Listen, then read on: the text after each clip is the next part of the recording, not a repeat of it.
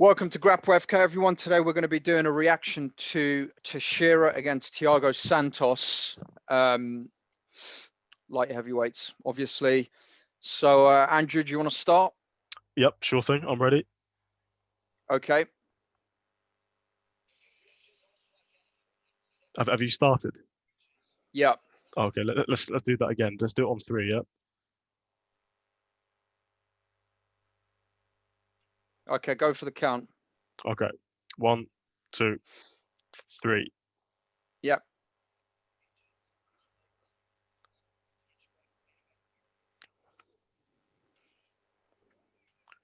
So you haven't seen this yet, have you, Waleed? No, I haven't seen this yet.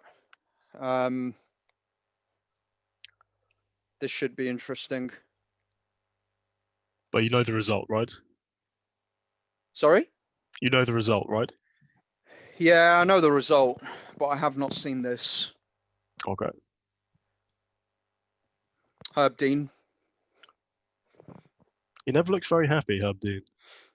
I thought he looked all right there. He never Great smiles. tattoo. He's got one of the better tattoos in the UFC, Santos. The big hammer. Yeah, I like that tattoo. He pulls it off, in my opinion. And I'm not really a tattoo kind of guy. Yeah, me neither. We also need to talk about Kevin Lee's new tattoo. Oh Christ! I think that's a podcast in itself. Let's not talk about his new tattoo. That was wow. Yeah, Well, it's sorry. something. Sorry, what were you saying? Did Gastelum say something about it? No, don't think so. Oh, okay. Not that I'm aware. No, fair enough. Yeah, it's a shocking tattoo. I mean, I can only imagine he's done it because he wants the attention. Well, I mean, why else would he do it? He's not the title contender that he thinks he is. So no. He needs to.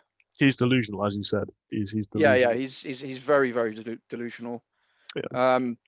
I mean, he's definitely a top 15 fighter, but he'll never win that title. Yeah. There's too many good people in that division. Teixeira looking very happy here, very excited. Santos Man's looking ready calm. to go. Brazil flag behind him. Of course, they're both Brazilian. Have you noticed how much smaller this octagon is? Like when you actually look at the size, it really is pretty small. Yeah, so this is a small octagon, right? In the Apex Center that everyone goes on about. Yeah, I think that really does change the dynamic. This is a huge problem. An octagon like this is a huge problem for strikers who need to stay away from their opponent. A bit like Santos. See, he tends to fight from the outside. Yeah, to an extent, yeah, because Teixeira is the better grappler. Yeah. Is that a Star of David Santos has got on his left shoulder? Yeah, he's got the Star of David, and then what has he got on his right shoulder? That's an interesting tattoo as well. Don't know. But like, I'm not a tattoo guy. But hello, Brittany. Oh, thank you. She blew me a kiss, Andrew. Did she? She likes you. Yeah. You can blame her. You're in there, man. Let's go. We got the granddads. I do like Teixeira though. So do I.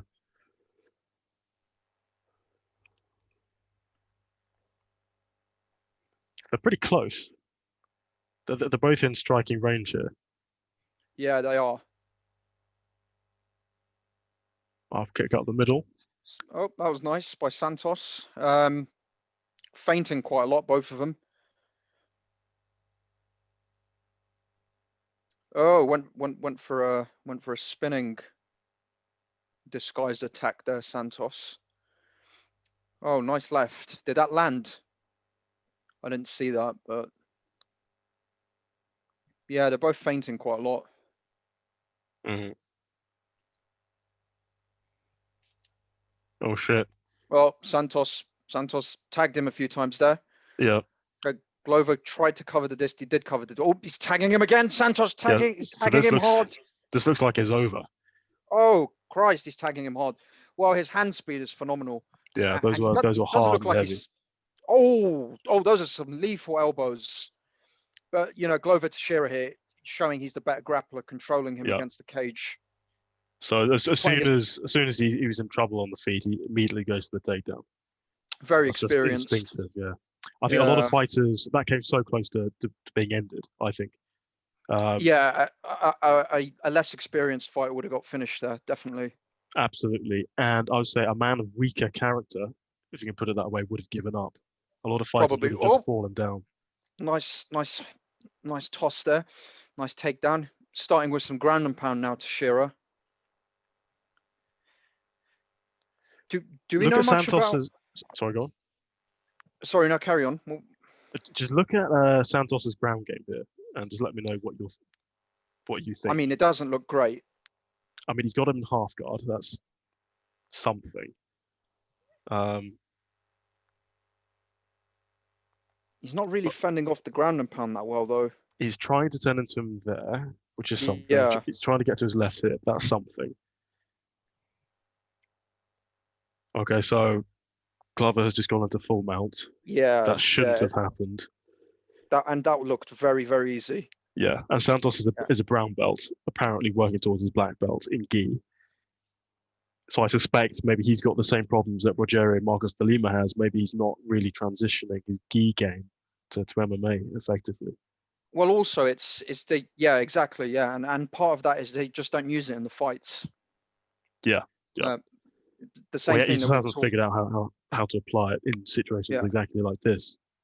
Well, they just don't attempt to use it as well because they don't need to, particularly Santos, because his striking is so lethal.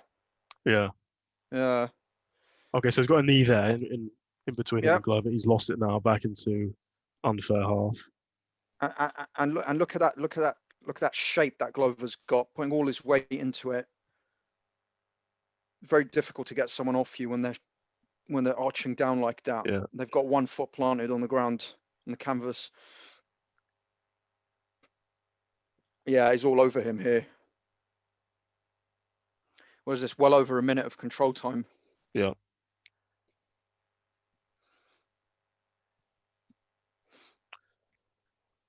Yes, Santos does look like he's trying to get onto one hip, but you kind of expect more from a BJJ brown belt. Yeah, here. I think he's struggling here. Yeah, he's really struggling to get him to get up or attack with any submission or whatever. So at this point, he's holding Teixeira's head down, got him in full guard, just trying to weather the storm. Yeah. Just running the clock, basically. He's not trying to get out of there. He's not trying to improve his position. He's not attacking submissions. Yeah, and Teixeira's scoring serious points here. He's going to the body and the head. I mean, they're not the most lethal shots in the world, but this will wear your opponent out. Yeah.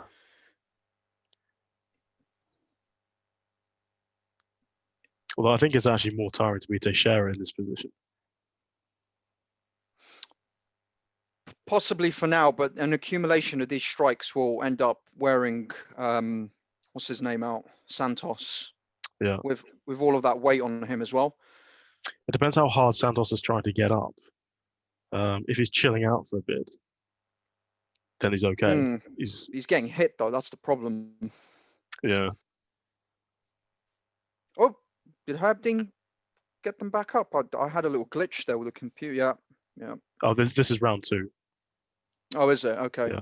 And he's gone for the takedown again. He's down again. Oh, what a takedown. Beautiful. Yeah. He's immediately back into the ground and pound. I mean, Santos is looking pretty shit here, to be honest. I mean, yeah, he looks terrible on the ground. Yeah. He just doesn't have an answer for the ground and pound and the takedowns of Teixeira. Yeah. Takedown defense didn't look great at all there. How long has Santos been out for now? Is what, probably 15 months? Is it? I can't remember now. He's been out for a while, hasn't he? Yeah, I don't know how long it is, but yeah, it's certainly been a while. He had those was it double knee replacements or something? Double knee surgeries? Yeah, I think he fucked one of his knees up against John Jones, definitely. Yeah. Okay, so Santos is turning into Glover Teixeira now. Great. Yeah. But I feel like he could do something with that space. He's created space there. I feel like he'd get an underhook, maybe stand up. Try and hip escape or something. Yeah. I feel like he could have done something there, but he didn't.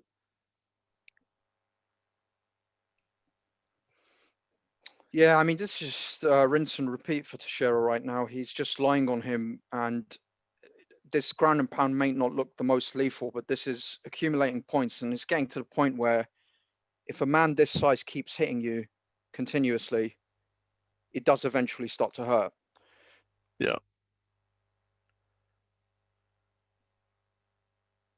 Oh, that was a big elbow. That was a big elbow by Teixeira. Yeah. And look at his posture here, Andrew. He's leaning into him with his shoulders. He's got no chance of escaping. He just doesn't know what to do here. Yeah. Well, I feel like a brown belt, when Teixeira's, raining down those He's shots. giving up his back here. Oh, but no, he came back. Yeah. Well, he's just trying to.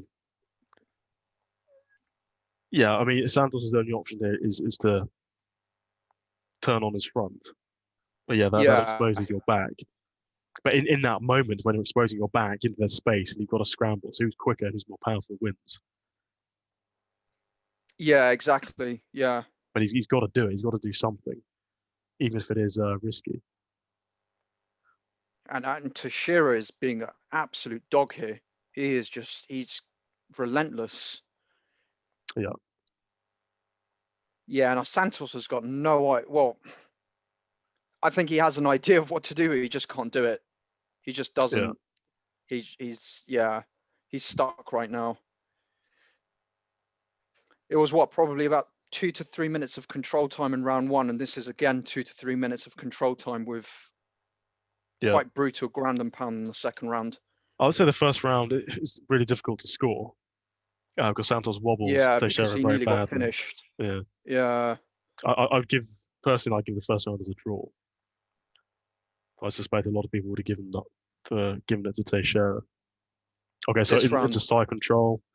Yeah, and what could he do here? All right, so he gave him a little cheeky knee there, but that's not really going to do much.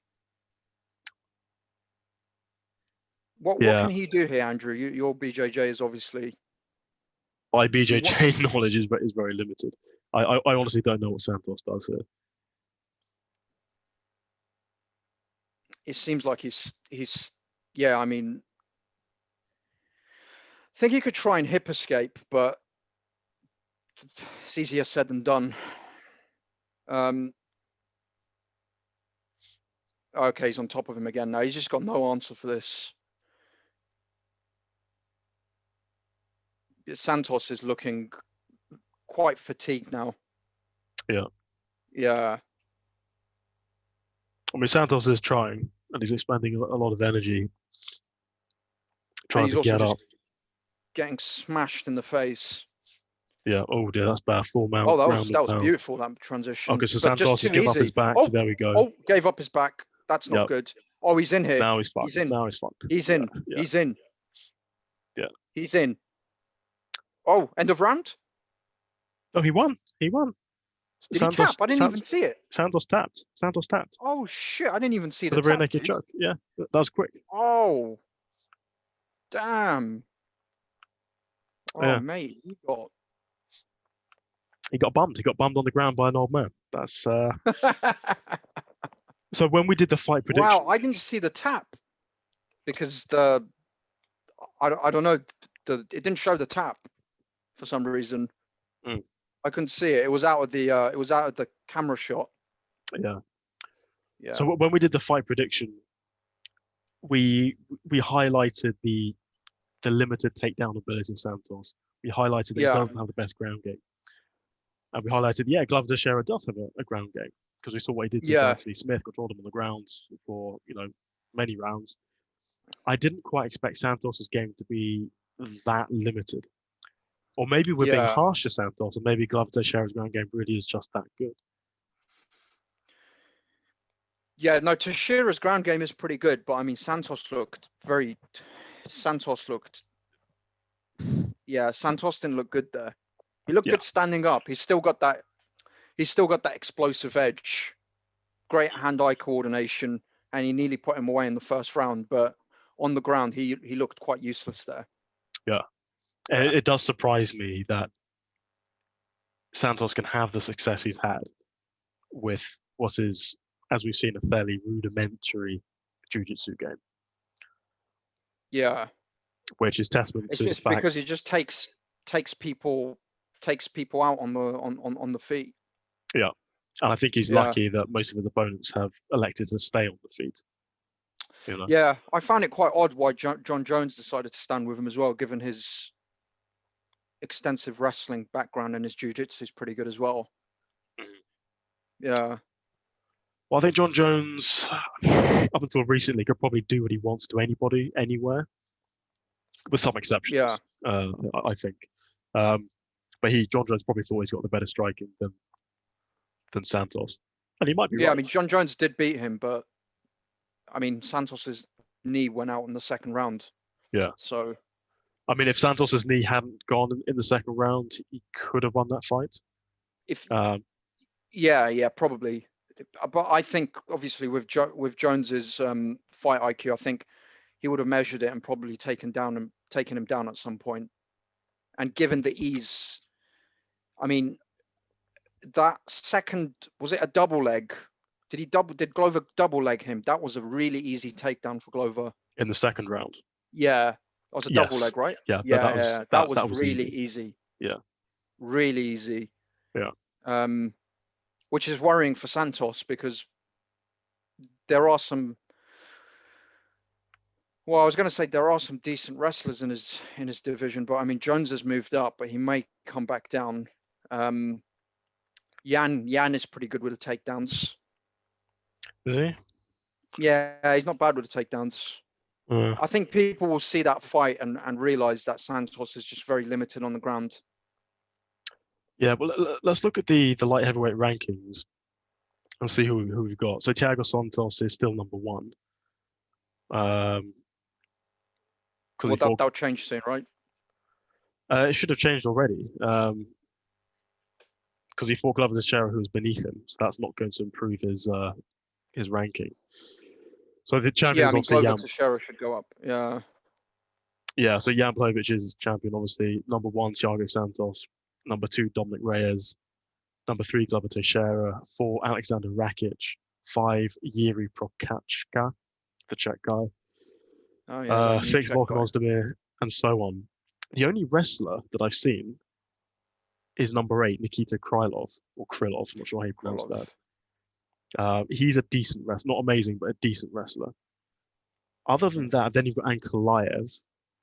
Is he a wrestler? Ankalaev is a sambo guy, yeah. Yeah, he does have, but he never uses it though because his striking is really good. Ankalaev is the dark horse of that division, dude. They really need to watch out for that guy. Yeah, good striking, good kicks. But yeah, so there aren't really any wrestlers there, so you can see how Thiago Santos has got lucky, and he's been able to rely on his striking. Yeah, John Jones is probably the best wrestler in that division, and he's gone up. Well, he's no longer ranked. He's officially no longer in that division. So yeah, I mean, you got Paul Craig at 15, who's a decent jiu-jitsu guy. Yeah, he's good at jiu-jitsu. Yeah, that could Finn be division. Finn division. It is. I mean, Thiago Santos' striking is decent. Dominic Reyes, I think, is decent. Teixeira is pretty good everywhere. I think Jan is well-rounded as well. I disagree. I think Jan Dude, is. I don't know where you're getting this from. He fucked Reyes up striking on the feet, and Reyes is known for his striking. But that's because Reyes shit the bed. Reyes didn't do anything. Reyes shit the bed. Reyes didn't turn up. He gifted Jan that win. He gifted it to him. No, I disagree with that. I think Jan's got a decent striking base. He's got a good jab. He's got power, and he sticks to the fundamentals. I think he's a good, well-rounded MMA fighter, Jan. His striking is rudimentary. He's quite slow though. He's quite slow. His striking. It's basic. It is basic. I think he's the worst UFC champion in a long time, and I don't think he'll be champion for very long. Yeah, well, Izzy will. Well, unless he Izzy will fuck him up. Izzy will on the ground, him. on the feet. Yeah, 100%. He'll fuck him up on the feet. Yeah. He has to take Izzy down. Like for as soon as the bell rings, he has to take him down. Yeah. He's got no chance on the feet against Izzy. I'm not sure about Jan Blachowicz' ground game. I can't remember the last fight where he was actually on the ground. I'm gonna look up his stats. He's got good takedowns. I've seen him take people down. He's good in the clinch as well. I think he's got a few subs. Not many though. Yeah, I'm gonna look this up. So his takedown accuracy is 52%, which is okay. Yeah, that's pretty takedown good. defense 65, which is pretty good. Yeah. I mean, he lost to Thiago Santos. Yeah, he got knocked out badly, and is badly outstruck as well. I mean, to be fair, he beat Nikita Krylov. They got one takedown each on each other. Oh, sorry, wait, is that correct? Yes, it is. Yeah, I've seen him take people down. Yeah, he took down Jared Cannonier 4 times, took down Jimmy Manuel, but he hasn't taken anyone down in his last 3 fights. He's not a takedown machine, but he can do them. He can do them, yeah. That's what he needs to do with Izzy ASAP. He needs to take him down because Izzy doesn't get taken down. That's the thing. Who's taken Izzy down? Yeah, but that's a different weight, dude. This guy's huge. So he's slower. Someone that size is double leg. Huh? Yeah, so there's a size difference. So he's slower. You know, those takedowns rely on speed, explosivity. You know, when you're 20 kilos heavier, you're slower. You lose that energy. So I think it's going to be easier for Izzy to defend. And you know, I'm all about this thing with lighter fighters coming up to the heavier weights because speed is so crucial, especially if you've got the striking ability of Izzy. I don't think Blachowicz will touch Izzy. I think Izzy will humiliate him on the feet. Absolutely humiliate him. On the feet, yeah, 100%. Just pop at him. Feints. You know. Yeah, on the feet, he'll kill him. Yeah, he's nowhere near him on the feet. Yeah, he's taller than him as well, I think. Yeah. I mean, obviously, if Jan does land with that size advantage, I don't think he'll land on the feet. I think his best chance is taking Izzy down and wearing him out. He's got no other chance. I don't think he's got a chance in terms of striking. Izzy's striking is way too advanced. If I was Jan, I'd dedicate the most of the camp to jiu-jitsu and wrestling. Yeah. With the game plan of taking Izzy down ASAP, keeping him there, because we've never really seen him on the ground because his takedown defense is so good. Yeah. But also, he hasn't come across many wrestlers. The best wrestler he's come across didn't try and take him down. So, Romero. Romero, exactly. That was strange, wasn't it? Yeah, that was very strange. But maybe he felt he couldn't take him down because he's so dangerous when people come into his range. So maybe he just felt he couldn't take him down. But you've got to come into his range anyway. Whether it's striking for the takedowns. So. Yeah. That was a shit fight. That was a shit fight. It was, yeah. But yeah, that's if Izzy keeps it standing, he will ruin Jan. Yeah. He will ruin Jan. He needs to get on the pads and put some more weight on. He's probably on pads already, but he's already grown a left tit. Yeah, exactly. He's on his way. Yeah, if he gets up to about, it doesn't really matter. With his striking ability, Jan could come in at 100 kilos. He could be 90 kilos and he'll still KO him on the feet. It doesn't really matter. Yeah. Yeah. So let's look at the light heavyweight rankings. So Glover Teixeira, the only people ahead of Glover Teixeira now are Thiago Santos, who just beat Dominic Reyes, who just lost his title shot. So the whole Izzy thing aside, so probably I imagine Izzy is going to fight Jan Blachowicz next. That fight's going to happen. March. Yeah, they're saying March. So Izzy will beat Blachowicz Izzy will be the light heavyweight champion. He'll be the champ. So Glover Teixeira will probably then fight Izzy at some point, probably the middle of next year. How does that go? That could be tricky for Izzy, given his jiu-jitsu and his wrestling. Glover's.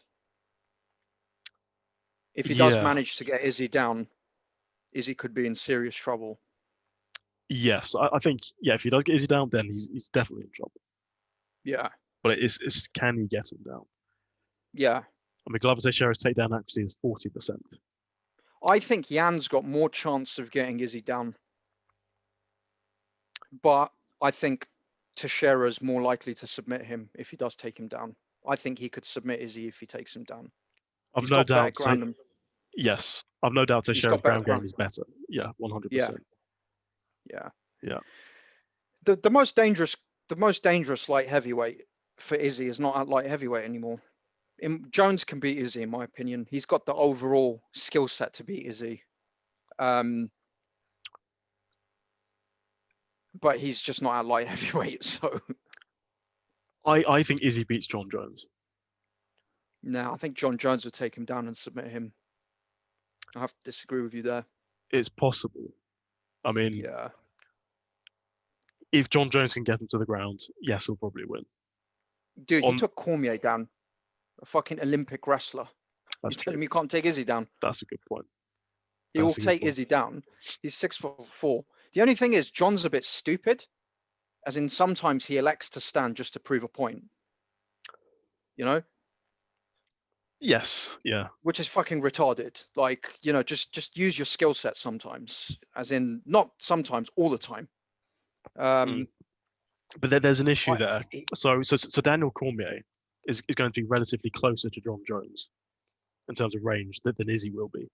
Izzy is going to stand further away because he's just a longer guy and he likes to fight at range. Yeah, but Jon Jones took Gustafsson down as well. He was trying to do the exact same thing. Yeah, he'll get him in the clinch. He'll either take him to the cage and take him down, or he'll take him down. I think he can take him down whichever way he chooses to. He can take him down in open mat style, double leg him or single leg him, or he can take him down if he takes him to the cage. I just think he's a more well-rounded fighter. If it's stand up, Izzy destroys him. We all know that. Yeah, if it's stand up, but it's not going to be stand up. It won't be stand up with Jon Jones. He'll get dirty. He'll clinch him. He'll take him down. He'll tire him out, and I think he will submit him at some point. Yeah. Yeah. It's definitely possible. Yeah. Yeah. But Izzy could beat Jan. Yeah, definitely. If he avoids the takedowns and he lands some serious shots, he could get Jan out of there quite quickly. Yeah, absolutely. Yeah. I mean, it'll be an absolute clinic. Yeah, he's just way better at striking. Yeah, Jan sucks. I mean, I know you think that's harsh. He doesn't. I wouldn't say he sucks, but compared to Izzy, his striking sucks. Yes. Yeah. I mean, compared to Izzy. Yeah. I would say Jan's striking compared. I mean, who are we comparing him to? I think Dominic Reyes is by far the better striker. So why did he lose? Rakic, because he shit the bed. He didn't turn up that day. No, I think Jan had a good game plan for him. Serious body kicks, put pressure on him. He was hesitating. I think Jan did well in that fight. I don't think he's getting the credit he deserves. Yeah. Well, let's look at Jan's record. So he beat Thiago. Sorry, no. Where are we?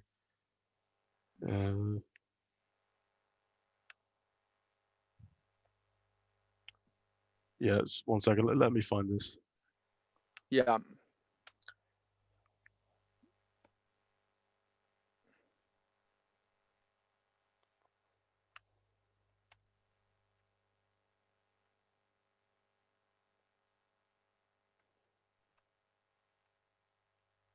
How do you spell his name? Black. Okay, there we go. Jan, Polish name. Yeah. Okay. Okay, so he beat Dominic Reyes. Yeah. Corey Anderson, Jacare Souza, Luke Rockhold. Some serious names. Yeah. Some serious names. Rockhold is basically done. Was done at that point. I think. Yeah. Souza's a good win. Corey Anderson's a good win. Before that, he lost to Thiago Santos. Before that, he beat Nikita Krylov, Jimmy Manuwa, Jared Cannonier, Devin Clark. All good wins. Yeah, they're okay. Yeah, they're all ranked, right? Yeah, I mean, they're all good names. Yeah. Before that, he lost to Patrick Cummings. Before that, he lost to Gustafsson. We're going back quite a long while now, aren't we? He's been improving. 4 years, 4 years. Yeah, he's been improving every fight. But yeah, I mean, at that weight, if you get tagged, you could get knocked out, definitely. Yeah. Yeah. Yeah, I was hoping to bring up his record and just reveal how shit he is. But it's not actually, shit. You can't be the champion and be shit. It's not possible. Yeah, but I mean, I feel like if. But I know what you mean. He's the one where you look at and you think he could lose the belt anytime. Exactly. The other champs you look at and you think like, 125. You think Figueiredo's not losing the belt. 135. Who wants to fight Jan? I mean, I don't think anyone can beat Jan, to be honest. 145, Volkanovski's a nightmare. 155, forget about it. Khabib, no one's beating Khabib. 170, no one's beating Usman. 185, no one's beating what's it called, Izzy. And then 205, Jan, you think, fuck, there are 3-4 people there that can beat him. Yeah. And heavyweight, no one's probably beating Stipe anytime soon. Yes. Yeah. Yeah, I know what you mean there. Yeah, absolutely. Yeah. And if I mean, Thiago Santos has already beat Jan. If they run that back again, I imagine Santos is probably winning that fight. Yeah, unless Jan will not use the same strategy again. I don't think Jan he doesn't really have a strategy. He just tries and lands big shots. That's it. No, I think he's better than you give him credit for, and he's been improving every fight. Yeah, but he could lose that belt quite quickly. I'm gonna look up Jan's striking differential. It was definitely positive. Yeah, I was hoping it was negative. No, I don't think so. Yeah, it's not. So it's 3.49 to 2.74. Yeah. That's not great though. That's not. I mean, it's positive, so it's okay. But John Jones has by far the better striking differential. I'm sure Dominic Reyes has. I'm sure Glover Teixeira has. Yeah. That's not a probably a great differential. Yeah. What are his grappling stats like? Takedown accuracy 52%, takedown defense 65%. So both decent. What about his submission rate? Well, how many submissions does he go for per 15 minutes? 0.2. Yeah, so it's not great. Yeah. Yeah, that's an interesting division because I feel like there are like 2 or 3 people that can break through quite quickly into the top 5. And Goliath. I think Ankalaev with another big win could really be testing people in that division because his striking is serious. It is, yeah. He's decent. Yeah. Yeah. Jimmy Crute is at 13. That's a prospect. He's a beast. Yes. He is a beast. Striking and ground game. We did a fight prediction video for his last fight. Who was that against? I don't know, but he knocked him out cold. Yeah, that was extremely dominant. Yeah, I think that guy wasn't that experienced, and we were expecting him to be quite dominant. But we went for a submission win. We didn't think he would get knocked out. Yeah. Yeah. Yeah, he's a real prospect. He's a prospect. He is. Yeah.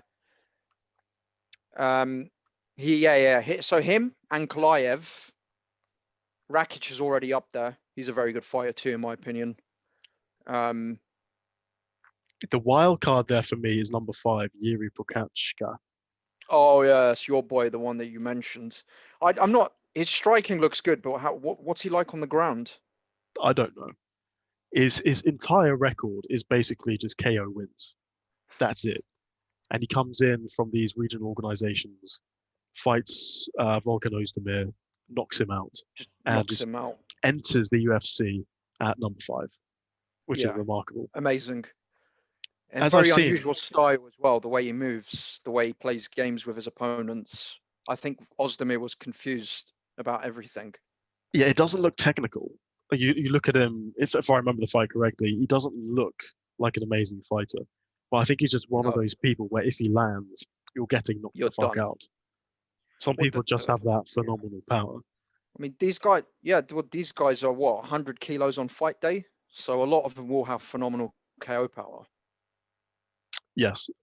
But I mean, this guy's entire record is KO wins. That's this guy's a without freak. exception. Yeah. He put Ozdemir to sleep with one punch. Like, the guy was sleeping. He was done. Yeah, he's a freak. Yeah. So yeah, I mean, it's not that thin a division. No, it's not that. And actually, you bring up these names. There are some serious guys that are coming through. Yeah. I think number 7, Anthony Smith, he just needs to retire and leave the rankings. He needs to retire. Yeah, Johnny Walker, number 9, isn't going anywhere, I don't think. No, Johnny Walker is... Johnny Walker will stay in the top 15. Yes, yeah. He'll stay in the top 15, yeah. But look at the people below him. Misha Cherkanov, Ankalaev, Ryan Spann, Jimmy Crute, Mauricio Hua, Paul Craig. You can probably beat Mauricio Hua, maybe, on a good day. Probably beat Paul Craig if he gets him out there quickly. Craig starts slow. Yeah, Crute will fuck him up. Ankalaev will fuck him up. Ankalaev and Crute Ankalaev and Crute are too well-rounded for him. They're too well-rounded. Yeah. I think Johnny Walker will maybe win 1 or 2 more fights and then just kind of drift out of the rankings at some point relatively soon. Unless he really, I mean, can he now though? Because he's approaching 30. I was going to say unless he becomes more disciplined, but once you get used to a particular style, it's very difficult to suddenly just switch it, because he has to completely switch his style. Yeah, changing your style at this level is really hard. Yeah, you can add you can add things to your style and you can make improvements, but to completely change it, to take it to the next level, he's always going to remain wild. That's how he wins fights, which is he also loses it. He just doesn't have the overall skill set to attack the top 5. Yes, yeah. You've also got to fight to your personality, at least to an extent. And I think he's very much not aggressive, but his fighting style is extremely aggressive. But he's a very flamboyant, extrovert kind of guy. He's not. Yeah, you can't be that kind of person and have a very cautious game plan. Yeah. Or at least it's not going to come naturally to you. Yeah. I don't think. I think Crute and Ankalaev would. Yeah, they would pick him apart, I think. Yeah. Or ruin him on the ground. Were there any sort of standout moments on the rest of this card that you thought? Sorry? What did you think of the other fights on this card? What did I think of the other fights on the card? To be honest, I haven't watched many of them, but I do know the results. I mean, we were expecting the Brazilian to beat Coletaha. I haven't seen that fight. Yeah. He beat him Barcelos. I haven't seen that one either. The one thing that I knew Giga would do well. I'm a big fan of Giga. I know you don't like him, but I think he's a pretty good fighter, and he KO'd his opponent quite quickly. And he's on a 5-fight win streak now. The one thing that really surprised me, Arlovsky started doing well again. Well, I haven't seen that fight yet. Yeah. But I looked up the fight stats. Tanner Boser outlanded him exactly double by a factor of 2.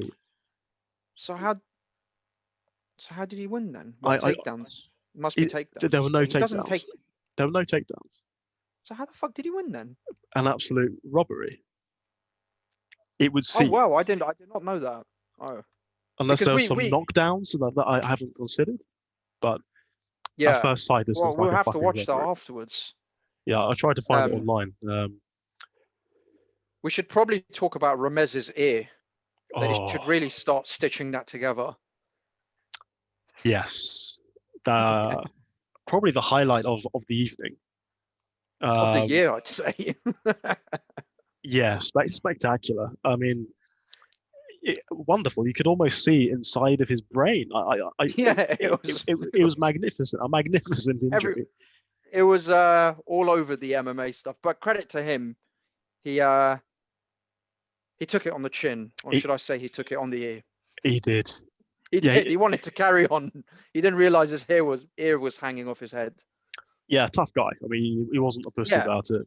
He wasn't a pussy. Yeah. But when the fight was stopped, he started touching. I was like, dude, don't fucking touch it. You're pulling it off, mate. This is what we like to see. Folks, this is why we don't watch football or soccer or whatever, all these other games. We like to see someone with his ear hanging off who probably only got paid $15,000, $20,000 for that fight. His hospital costs will probably be more than that.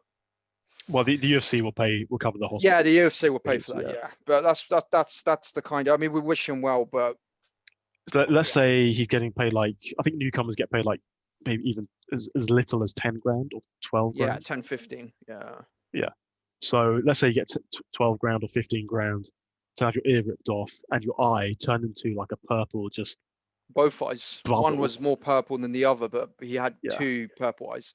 Terrible game plan for a jiu-jitsu world champion to try and stand and trade with Max Griffin. Didn't really go. Was he a jiu-jitsu world champion? Yeah. He won a nogi tournament, a world tournament. Yeah. One of the decent ones. Yeah, one of the decent ones. Yeah, they were talking about it during the fight. Yeah. I wasn't listening to the commentary. I was doing my own commentary. Cruz was doing terrible. What the fuck was he talking about? Yeah, I don't. Cruz... I mean, Cruz, I've got a lot of respect for him, and he knows his shit. But I mean, sometimes he talks absolute garbage. Seriously. He does. Yeah. Which is strange because Cruz is arguably the best boxer the UFC has ever seen. One of the best. Yeah. One of the best. That guy is phenomenal in terms of footwork and everything. But yeah, some of his analyses are really good, and then some are terrible. So I'm just kind of thinking he must know some of these guys, or he must have a soft spot for them. Yeah, I think so. But and you're right. He lets that get in the way of his commentary. Yeah, I think so. Yeah, he came in with completely the wrong game plan. I mean, trying to. I mean, you know, as I was saying this on the live stream, like Max Griffin is a decent striker. Yeah. Like you know that. You know he manages range well. You know he's got a good jab. Why on earth would you think that you're good enough to box with him? Yeah, and I think his coach, Saif Saud, who is a well-known coach, he's pretty good. I think he did say take him down, but he just wasn't going for it. I'm not sure if it was UFC nerve, it was debut, or maybe he didn't feel like he could take him down because Max Griffin was moving very well. He was moving in and out, moving around the octagon very well, but he just didn't go for it. And he ended up getting his ear ripped off with a right cross. It's very unusual. I've never seen that before. To have someone punch someone's ear and his ear to fall off. I've never seen that before in combat sports. I'm trying to think how it could happen. I mean, I'm just thinking, was it maybe a pre-existing injury that it maybe ripped before, or I don't know. Or I'm pulling on my ear right now, and that requires a fair amount of force to rip it off. And we've got pussy ears. He had fucking cauliflower jiu-jitsu ears. I don't know if that's going to help it stick to your head, to be honest. Your ear's stronger if when you have that cauliflower kind of, your ear's stronger. That's what they say anyway. Yeah. I don't know. Anyway, he got his ear ripped off. But tough night at the office. Yeah, not good. What other fights were there? There was who else fought? I didn't watch the Giles fight. I'm not sure what happened in that. Trevor Giles basically beat the piss out of Bevon Lewis. Bevon Lewis looked absolutely terrible. Like he looked like he didn't want to be there at all. We're seeing some really terrible people get into the UFC this year because obviously due to COVID and various other things, some guys are getting into the UFC that should not be in the UFC. Yeah, 100%. Bevon Lewis isn't one of those guys. He's got a win in the UFC. He came through the Contender Series, so he doesn't fall into that category. But he had nothing, literally nothing. Like he was throwing punches at the beginning of the fight, and like literally none of them were landing. Well, Giles just fucked him up, yeah. Yeah, I mean, it's not as if Trevor Giles was doing fancy footwork or moving out of range or slipping. Like Bevon Lewis was like literally 6 inches away from landing every single punch. It was strange. That is strange. Yeah. But yeah, and the next card is Saturday, and that's the Islam Makhachev against RDA card, I believe. So before we go on to that one, sorry to interrupt. A couple of other cool fights: Alexander Romanov versus Marcos Rogério de Lima. Oh yeah, we thought Romanov would win via ground and pound, but that was a very unusual submission. Yeah, basically a forearm choke. Yeah, and he said he'd been practicing it in practice. Whatever. Practicing it in practice. In sparring. Yeah. Practicing it in practice. But yeah, that guy's a beast. He was getting tagged. He got tagged a few times, but he took it. Yeah, so that, as we said in the fight prediction video, Rogerio's only chance to win was if Alexander comes forward for the takedown and De Lima catches him with those hooks as he comes in, which is exactly what happened. But Alexander Romanov took those punches, changed levels, and got it to the ground. And De Lima didn't really have much for him on the ground. No, his takedown defense was pretty good. His takedown defense was pretty good for the first few takedowns, but he just kept going for the takedown. That's true, yeah. He just kept going for the takedown. And I remember you saying, I'm not sure about Romanov's jiu-jitsu. And I'm not even sure that's a jiu-jitsu move. I've never seen that in jiu-jitsu. That's some kind of Moldovan, Russian shit. That's Sambo or something, probably. Because I know he's done Sambo as well, on top of wrestling. But yeah, that was good.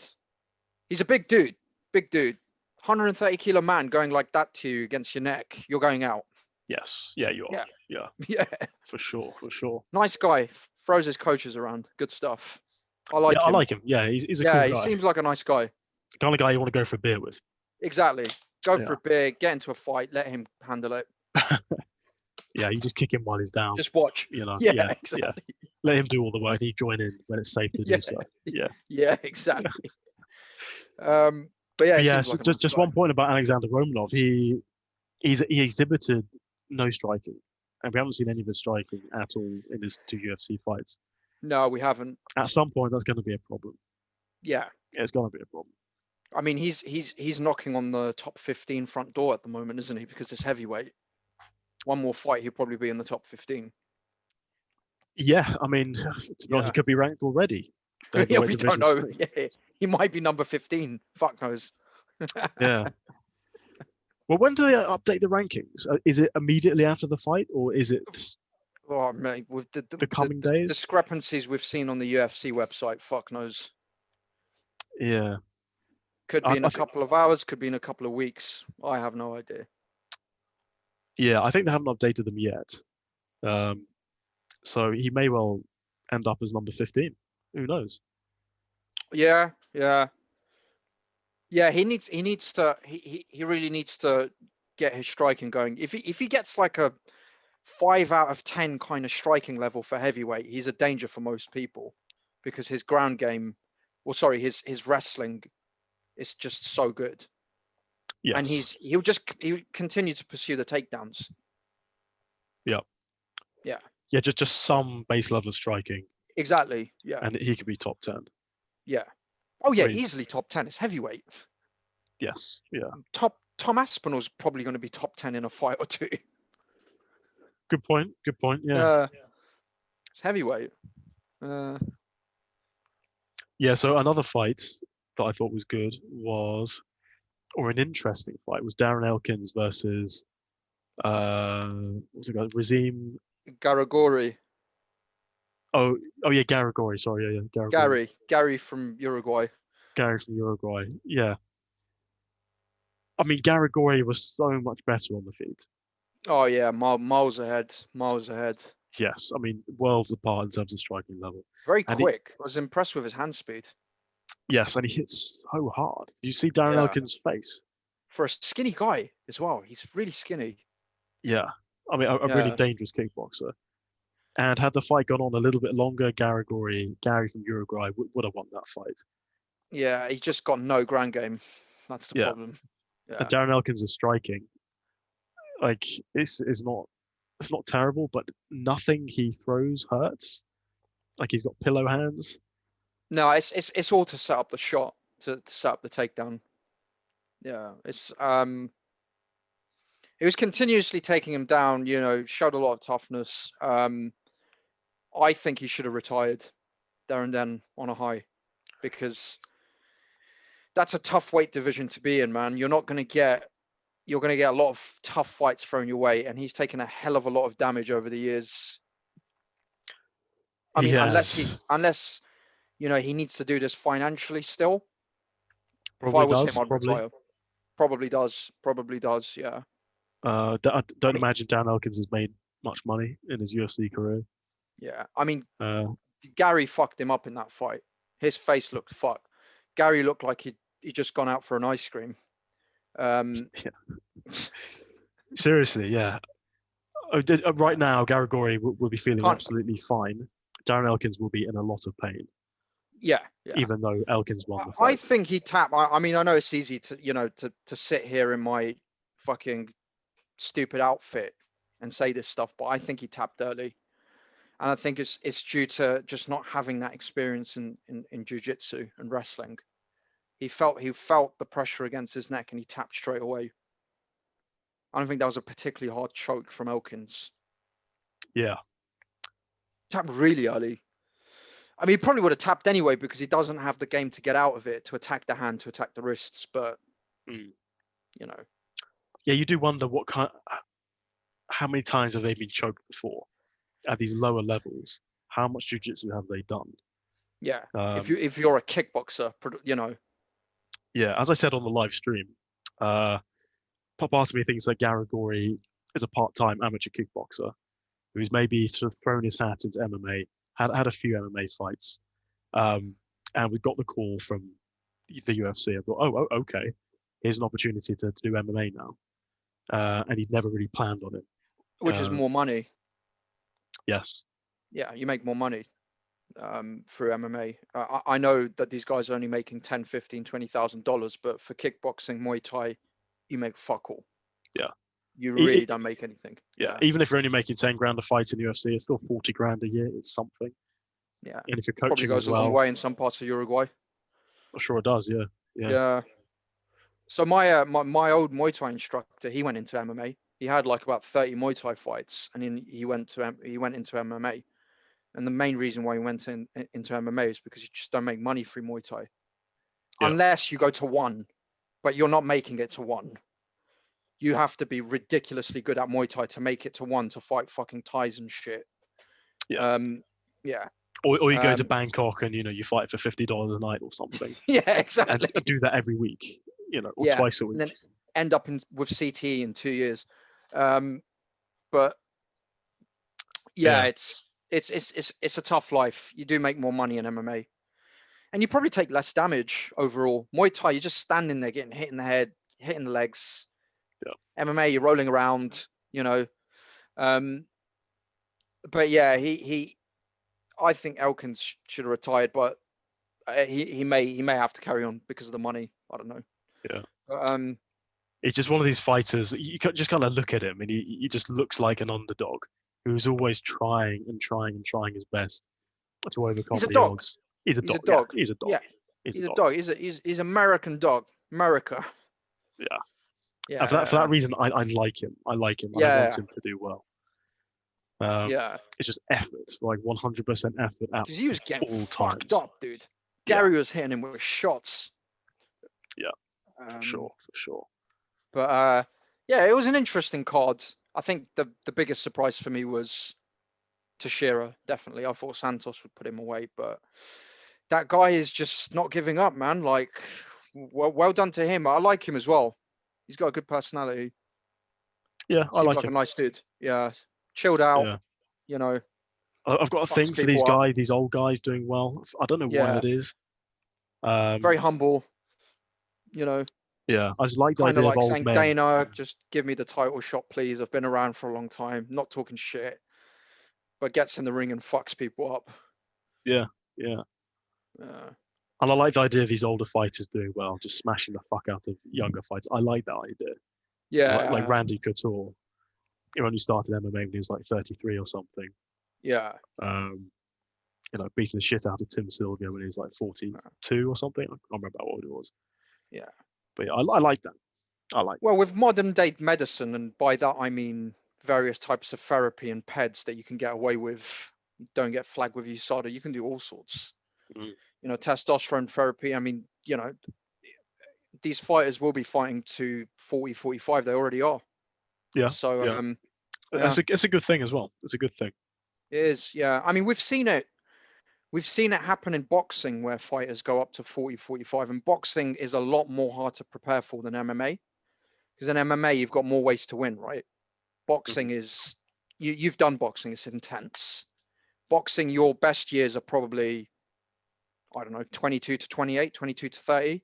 And then after that, it gets difficult for most people. But I think MMA, you can kind of push that age range, particularly as you go up the weights. Yeah. Just as a side note, I would say grappling is far harder than striking. It's just in terms of the physical demands on your gas tank. I'll say boxing is relatively, none of this is easy. All of it is absolutely draining. But boxing is relatively easy compared to, say, jiu-jitsu or wrestling, I think. Yeah, in terms of gas tank, but in terms of reflexes, boxing is a lot more difficult. True, yeah. Reflexes, and that's normally the first thing to go for people. And I think reflexes go, you're fucked. That's very true, boxing. Yeah. That can happen when you're 35, 36, or 50. Yeah. Like, you just don't know. Yeah. And those differences are magnified much more. You could maybe slip in your ground game a little bit, but it's not going to matter that much necessarily. Exactly. But if your quickness, your reflexes slip, then the results are pretty evident to see, because you'll just get tagged all the time. Well, I mean, we see that with Teixeira. He's clearly, his hand speed has slowed down a bit slightly since when he was younger. But I mean, he's still got his ground game going. He's still got his stamina. Whereas a boxer is, you lose your hand speed at 35, you're fucked. Not everyone's Floyd Mayweather. Yeah. Or Bernard Hopkins. So it's true. Yeah, but I mean, interesting. It was an interesting card. Next card looks pretty good as well. Well, let's look at this thing. Yeah, let's do this card, and then I've got to go and do things. By that I mean masturbate. Yeah, masturbate while eating chocolate brownies. Yeah. How's the back, by the way? The back is slightly better. If our viewers don't know, we are in lockdown at the moment. So for our viewers abroad, I know we have some viewers in Australia and in America, and but all over the world now. We're kind of a big thing. We are in lockdown. We have done nothing. We're not allowed to do anything. No pubs are open. No bars are open. Can't do anything. Yep. I've actually booked I booked multiple trips, and they've all been cancelled for one reason or the other. I either can't leave the country, or I can't get into the country without a COVID test.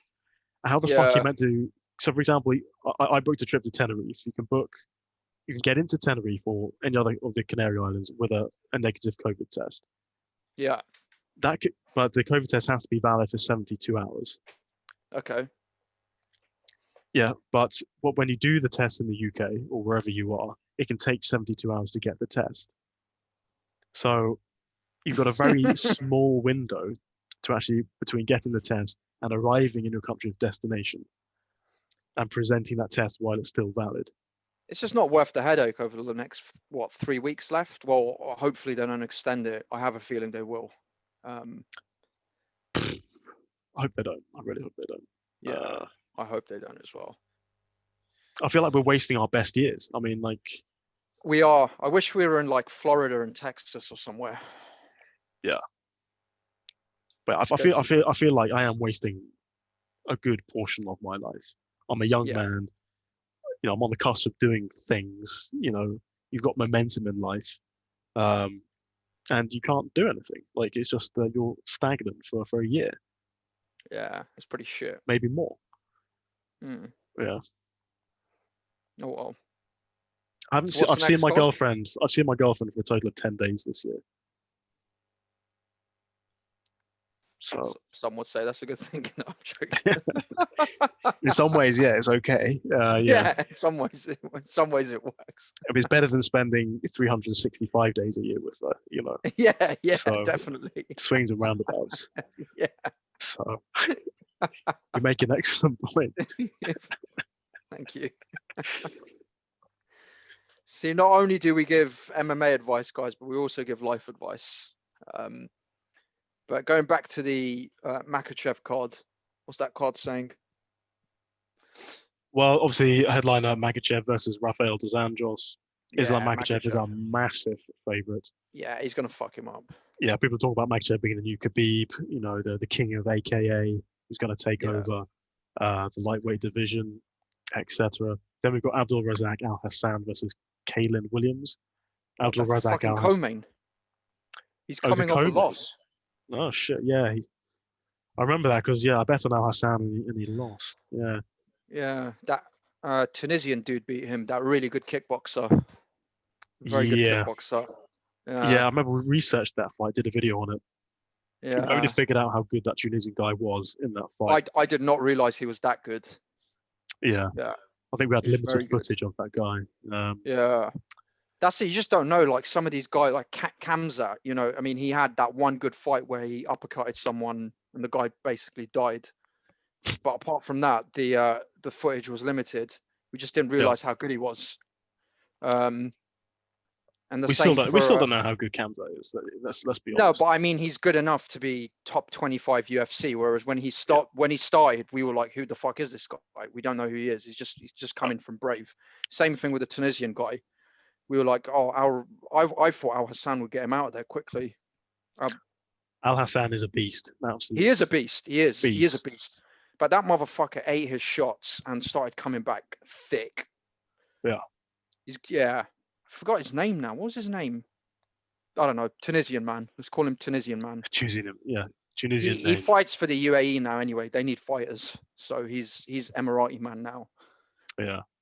Yeah. So the rest of this card is mostly pretty shit with fighters who I don't recognize or fighters I'm not really interested in. There's Eric Anders is fighting. Okay, some guy I don't know. Antonio Arroyo. Never heard of him. Me neither. Daniel Rodriguez is fighting Brian Barberena. Okay, yeah. I'm not interested in that particularly. There's two women's fights, 3 women's fights. 3 women's fights. Which ones? What, are you actually interested? Yeah, I want to know. Oh, come on. Are you being sarcastic? No, I'm not. No, tell me who is it? Kay Hansen versus Corey McKenna. Never heard of him. Oh no, I've heard of McKenna. Ashley Yoda versus Miranda Granger. Not heard of him. Randa Marcos versus Kanako Murata. No. And that's it for the female fights. We've got Dante Mays versus Roque Martinez. Who's Roque Martinez again? Is he that good? Is he that guy with the good kicks? No. Oh, okay. Roque Martinez is the obese man, the extremely fat man who Alexander Romanov destroyed. Oh, that guid. Yeah, so that's another shit fight. A tub of lard. But to be fair to Roque Martinez, he did knock out, I think, at least finished Krokop. That's something. Yeah. Even if Krokop was like 45 at the 8. Yeah. Yeah, well. Yeah. Yeah. Krokop's about 50 and he's not on roids anymore. So he doesn't fight anymore. He had a stroke. Did you know that? Oh shit! He had Yeah, a that's what stroke. happens when you overdo roids. Is that a thing? Does that happen? Yeah. Oh. Yeah, overuse of roids can lead to heart attacks. I did not know that. Strokes. Yeah. But why is that? I have no idea. Maybe it's the excess pressure that you put on yourself because you can work out a lot more and not realize it because you recover so quickly. But you're still putting serious pressure on your body. It's more common for bodybuilders who use steroids and overdo it with weights. They end up having strokes or basically dying quite young. Well, in that case, our plan to do steroids. We're doing testosterone therapy. It's a different thing, dude. But would you not have the same effects? No, but we're not going to overuse. That's the thing. Like these guys overdo it. That's why they end up in that position. But I've got a plan to go full beast mode when we're on the TRT. Oh really? Yeah. Just fucking crush it and why not? Get into Cage Warriors. Get into the prelims of fucking Serbian Battle Championship. Yeah. UAE Warriors. There's some good ones out there. High level. So who else is it? Is that's a shit card? Fuck that card. Yeah, right. It's not good. It's a pretty weak card apart from the main event. Yeah. Well, I'm interested in the Hassan fight as well. He might end up KOing the guy in round 1 or 2, hopefully. That'd be good. Depending on how good his opponent is. Yeah, that'll be a good fight. Then the fight after that, I know you've got to go and eat brownies and have a wank. But on Saturday, 21st of November, we've got Davison Figueiredo versus Alex Perez. That'll be good. That'll be good. Yes. Davison Figueiredo is an absolute beast. 19-1. Yeah, I like that guy. Yeah. I like serious power for the flyweight division. Yeah. Then we've got Valentina Shevchenko versus Jennifer Maia. Okay, Shevchenko will kill her. Yeah. Yeah. I'm assuming Jennifer Maia is no relation to Damian Maia. No, I don't think so. No. Yeah, okay. Yeah. Then also we've got Brandon Royval. Remember him? Yeah, his name rings a bell, yeah. Yeah, we did a prediction video on him. He's a guy who just kicks all the time. Yeah. Versus Brandon Moreno. I think Moreno will fuck Royval up. Okay, so we've already got some ideas about this card. What's the fight about after that? Mauricio Hua versus Paul Craig. Yeah, you don't want to see that. Yeah, you don't want to see that. I would be quite interested to see that again. I mean, I would like for Craig to submit him. That would be pretty cool. Yeah, I mean, it's definitely possible. He's the Triangle King. I do get it. They're 13 and 14 or 14 and 15 in the light heavyweight rankings. It does make sense. Yeah, and plus they fought before. Yeah. Yeah. And then who else is there? Joaquin Buckley versus Jordan Wright. Ooh, that'll be good. Buckley's back. Yeah, I mean, Buckley, that spinning kick KO thing that he did against Impa Kasanganay was spectacular. Other than that, I don't think he's that great a fighter. He looked pretty good against Impa, but I mean, Impa's very inexperienced. He is. Yeah, Impa's very inexperienced, but also a natural talent. Yeah, he is. He'll get very good. Yeah. And then what are the prelims? They haven't divided into prelims, but we've got Alan Juban versus Jared Gooden, Kyle Dorcas versus Dustin Stolfus. Okay. Antonina Shevchenko versus Ariane Lipsky. Antonina being Valentina's sister, less talented sister. Oh, fair enough. I didn't know that. I like Ariane Lipsky. She's very, very pretty. Yeah, she is. She is pretty. Where's she from? Brazil. Oh, okay. I think she's pop. Can she fight though?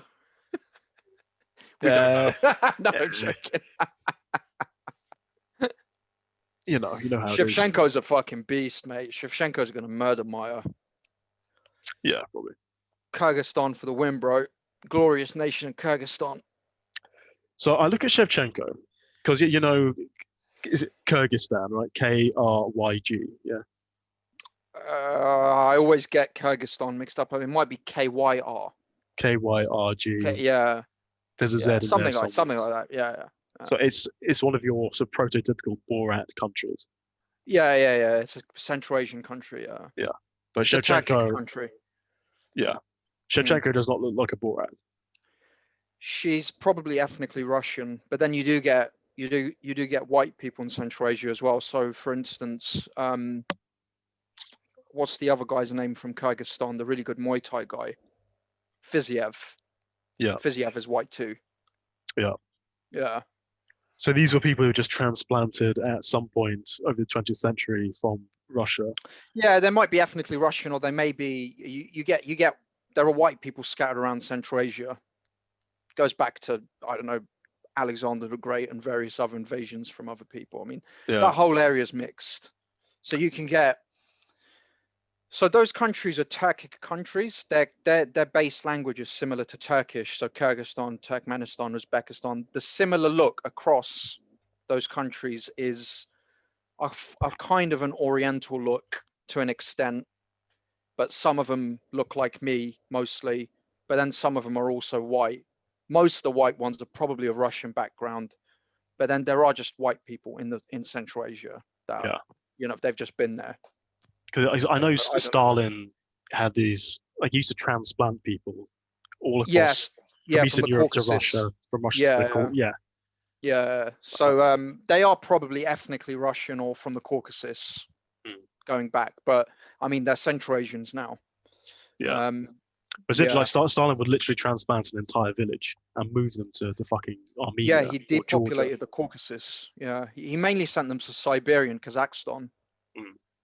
Yeah, he sent a lot of Chechens, Georgians, a lot of Dagestanis.